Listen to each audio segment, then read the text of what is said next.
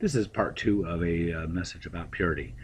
So, after depravity sets in, you'll find that you do a lot to justify your actions. You'll want to say that you do more good than bad, or and that's okay, or that you deserve this, or that you need this, whatever lie you tell yourself.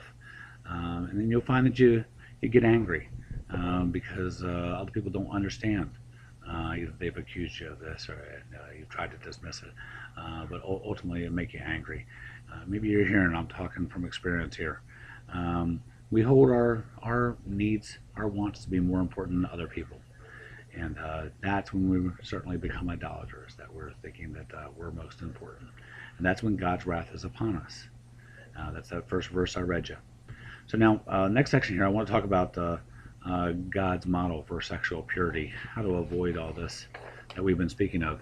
If we had followed God's model for sexual purity, we could have spared ourselves a lot of pain. God created marriage and sex in that order, to be enjoyed in that order. He wants us to be happy in this area, so He gives us instructions. And He made sex with a spouse good for a reason. Now, you may have heard that the marriage bed is not defiled. And I want to give you a couple questions to help you understand that. You'll wonder, some people will wonder, well, what am I allowed to do in the bedroom? So here's a couple questions you can ask yourself, ask your spouse, to see if it's proper behavior. And I'm getting this from a book called Sexual Detox by Tim Challies. This is page 66 and 67. So the first question is, what is your heart in this? Where is your heart in this? What are you thinking? Second is your act the act of a conqueror or a servant? Next is your action there something that brings pleasure to one or to both? Are you being selfish there, or are you being giving? Next is, does this action trouble either your conscience or your spouse's conscience? And the last one, the big one here is, when you're done, can you thank God for this? So these are pretty deep questions there. I thought they were very telling there, and it helps angle you towards proper behavior. I encourage you to pick up that book. Again, it's called Sexual Detox by Tim Challies. All right. One of the other things that he covers in that book there is there's a differing drive between men and women, and this is naturally put in place by God to encourage a man to lead. And so you'll find often that you want it, but she doesn't. And so now it's time to go do the dishes, take out the trash, put the kids to bed, and go sit down and talk with her. And in essence, you lead her to the bedroom. And leadership is where the leadership role is what the man was intended for. All right, now the next section here I want to talk about here is detoxification. If you've been in this, the question is how to get out. What do you do? We know we should stop looking to lust, stop desiring that which is not ours, and stop being selfish. This comes right from 10 Commandments. Thou shalt not covet. Again, the rules are there for our protection. We should repent, and God is faithful to forgive us. That's in 1 John 1:9. Next, we should seek help through pastors and elders and wise men and counselors. And there's a lot of men, if they're honest, have experienced this, and the ones that have overcome are willing to help for sure. And we should love our lives. Very interesting verse in Proverbs 5:18. And then going forward, you need to protect yourself from temptation because the battle is on. So if we're honest, we can admit that we haven't sought out God's best. We have not obeyed. We've been selfish. We've been idolatrous. So we need to repent. And if you're watching this video, I want you to pray with me right now. Okay? I'm going to close my eyes. It's going to look funny on video, but I want you to close your eyes too and just listen. Okay?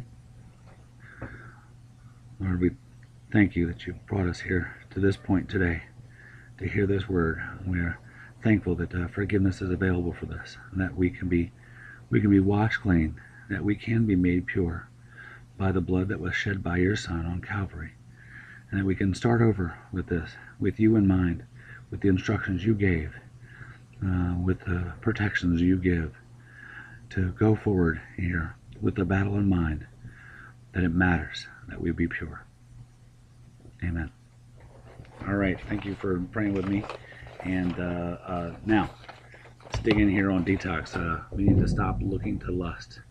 We need to turn away from those things that we should not dwell on. You know what I'm talking about. That person you ran into walking into the store, or that person you run into in the office, just turn away from that thing. If it means physically turning your chair so you don't have to have that view in front of you every day, do it. If you need to switch your desk at work, ask to switch your desk.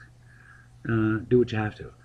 Also, you need to consider, don't go to that store that has that magazine stand, or look at those ads that that are in the back of that magazine, or watch that movie that has that scene, or look at catalogs. You know what I'm talking about. And if the internet's a problem for you, turn it off. There's other places to get your news. Go back to the paper. There's other places too.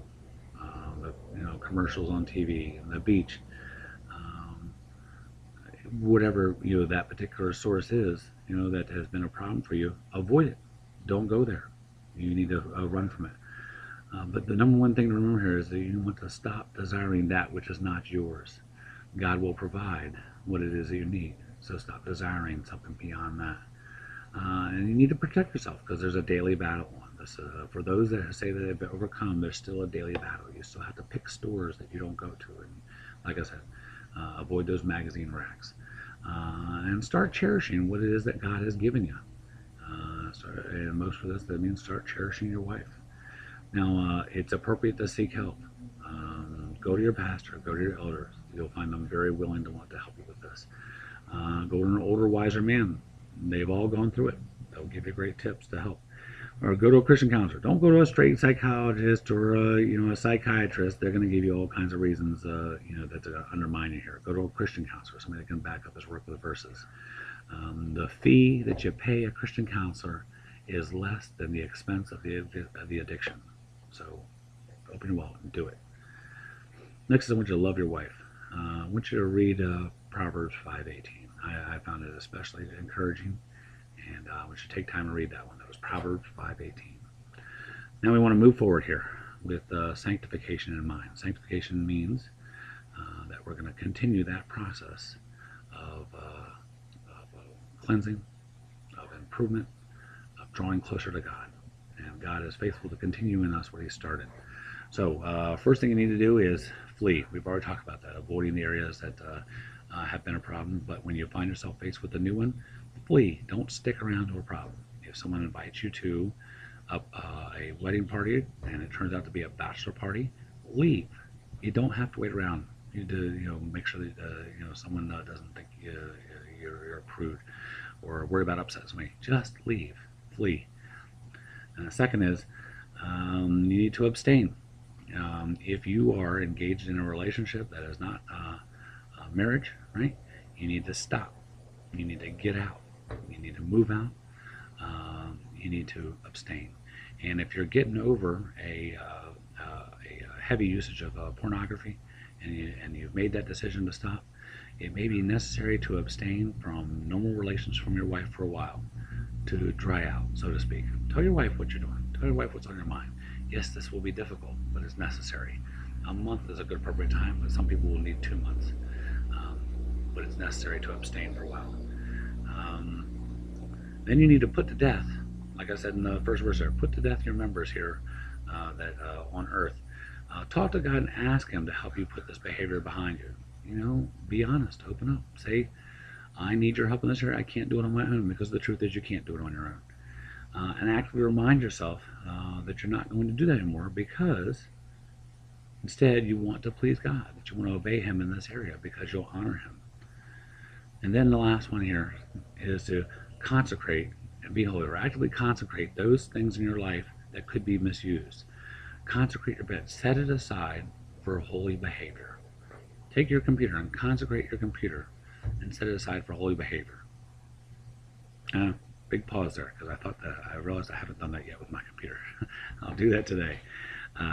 Then you need an accountability partner. It's a good idea to get someone that's a similar problem or overcome, and that's someone that you can ask the frank questions to, that you can ask each day. Did you go to that store? What did you see today? Are you having any struggles? Where can I help you? And be a help to each other. There's also software, monitoring software, that can track your movement on the internet and send it to a accountability partner's email. This is a great help, knowing that listing is there